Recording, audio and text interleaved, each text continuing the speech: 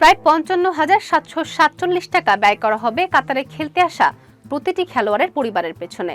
আর তাদের থাকার জন্য ব্যবস্থা করা হয়েছে বিলাসবহুল প্রমোদতরী। কিন্তু এত কিছু থাকতে প্রমোদতরীতেই কেন ব্যবস্থা করা হচ্ছে প্রতিটি পরিবারের? হোটেল বা রিসোর্টের কি অভাব পড়ছে? হ্যাঁ, অভাব পড়ছেই বলে বলা চলে।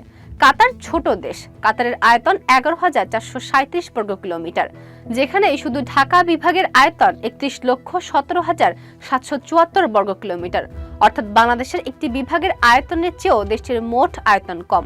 আর সে কারণে মূলত বিশ্বকাপকে ঘিরে কাতারে পাড়ি জমানো এত মানুষের থাকার জায়গার অভাবেই এই ব্যবস্থা করেছে কর্তৃপক্ষ।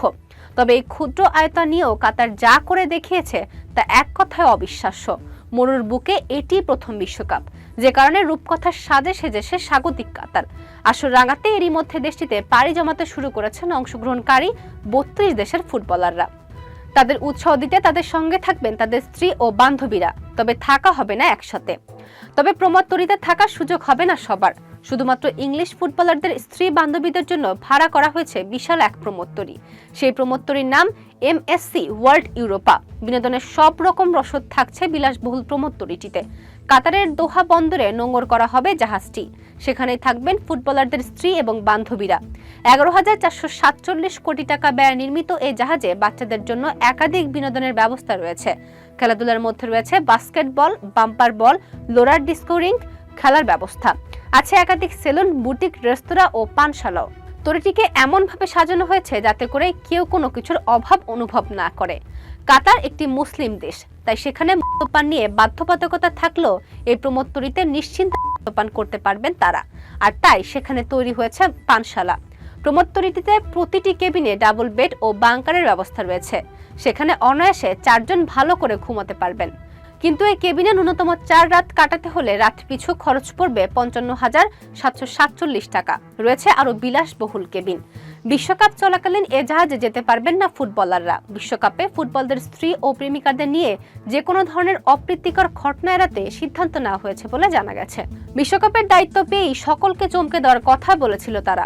সেই লক্ষ্যে কাতার কতটা সফল তার উত্তর অবশ্য সময়ের হাতে। তবে খরচের নিরিখে যে শুধু ২০১৮ রাশিয়া বিশ্বকাপ এবং এখন পর্যন্ত সবচেয়ে ব্যয়বহুল ২০১৪ সালের ব্রাজিল বিশ্বকাপকে ছাপিয়ে গেছে তা নয়। ১৯৯৪ থেকে ২০১৮ সাল পর্যন্ত ৭ বিশ্বকাপের একত্রিত খরচকেও ছাপিয়ে গেছে কাতার। এ যাবৎকালের ইতিহাসে এখন পর্যন্ত সবচেয়ে বেশি খরচ হয়েছিল ২০১৪ সালের ব্রাজিল বিশ্বকাপে। সেবার সেলেসারাও বিশ্বকাপ আয়োজনের জন্য খরচ করেছিল ১,৩২,৭৬০ কোটি ২৭ লাখ টাকা।